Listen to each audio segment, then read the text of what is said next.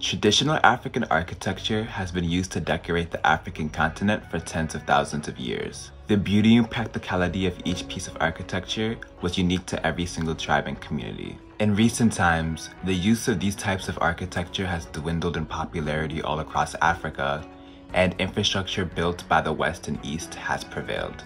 But why? My name is Melvin, and I guess I want to figure out what happened to Africa's traditional architecture.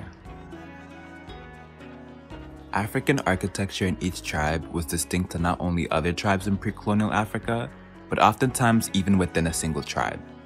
The diversity among African tribes was way more present in the past than it is today, and it was habitually expressed through architecture. African tribes were often inspired by social, religious, cultural, and even economic ideas, and these values changed from community to community. For example, Litama design used on Basotho houses is common throughout Lesotho and some areas of South Africa, but the detail and meaning of the art may differ between communities and become somewhat colloquial. In southeastern Nigeria, Mbari houses were homes that represented traditional Igbo beliefs and culture, and though they were similar in build, every single house was inherently different. When European investigators first came to Africa, they ignored the already existing architectural framework and built their own infrastructure with obviously no effort to preserve the culture of the communities present.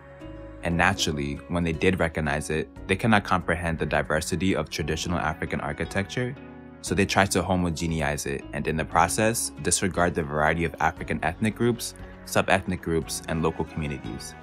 Weirdly enough, the Pan-African movement of the 1960s did not do much in advocating for the preservation and construction of traditional African architecture, and instead, colonial architecture started to boom exponentially and expand through the continent, in a way becoming a bar many rich African leaders wanted to reach. The product and style of this colonial architecture is somewhat vague, with influences of Greco-Roman, Victorian, and Asian elements, just to name a few. As a result, the construction of African architecture never adapted to growing times and was never maintained, so many Africans today identify it as destitution and as such, do not want to be associated with it. And since the trade of building and designing the architecture has failed to be looked after, the skill was only retained by a few and sadly was not passed down to younger generations, so the art of building them has almost become extinct. Another factor that caused traditional African architecture to become less valued was an effect of colonialism, which were Christian missionaries. They were actually the first Europeans to break into the continent and were the first people to have major contact with Africans. A major reason that is almost universal for Africans building their own architecture is for spiritual and religious reasons. Once Christian missionaries began conversions, it created a shift in local values. These local values did not bode well against Christianity, and eventually, people no longer saw the need or had a desire for their own architecture. But it wasn't just through spirituality. A major target method by colonial administrators to divide and conquer African societies was through the permeation of traditional African political systems. They did things like increase pressure to remove present leaders, install puppet leaders, and essentially control governments so they can get rid of traditional African culture and morals. It made it easier for colonial empires, such as Britain or France, to influence the local population so they can make them more favorable to their own culture and homeland. This of course had many effects on African people, but a major effect was the devaluing of indigenous architecture from Africans. What I find interesting is the fact that most architectural schools in Africa today do not teach traditional African architecture as a course, and the ones that do only teach it as a quick and uncomplicated class. Many schools in Africa would rather teach Western architectural legacies like Greek styles, Gothic styles, and modern styles. The history of traditional African architecture has been subdued by state governments and sanctioned to sanitize the essence of architecture so they can maintain peace between ethnic groups, as they may not want to favor one tribe over another tribe, or on the contrary, may not want to acknowledge some tribes. And a question that I hear many people ask, which is that if Africa is the birthplace of humanity, why does it not have any ancient architecture that is still standing, in contrast to civilizations in Europe and China? The reason is because much of the architecture was burned down, pillaged, and destroyed.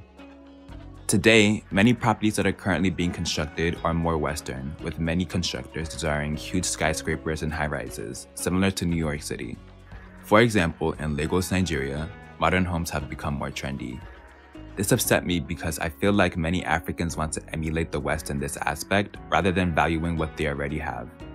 I believe African governments should instill laws in place to preserve and protect African architecture, and I think it's important to note that infrastructure should be built by Africans and not by outsiders and foreigners, such as the East and West.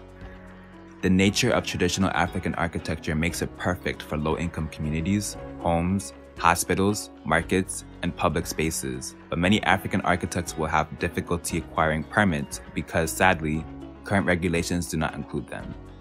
As a result, African governments should create a regulatory system for city departments to navigate so the act of creating traditional African architecture becomes more easily accessible to designers.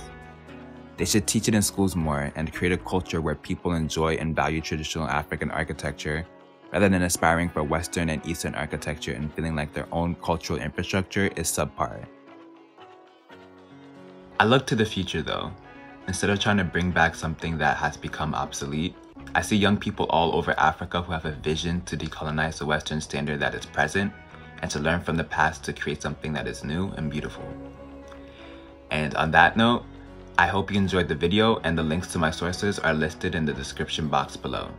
Thank you, and I will see you later.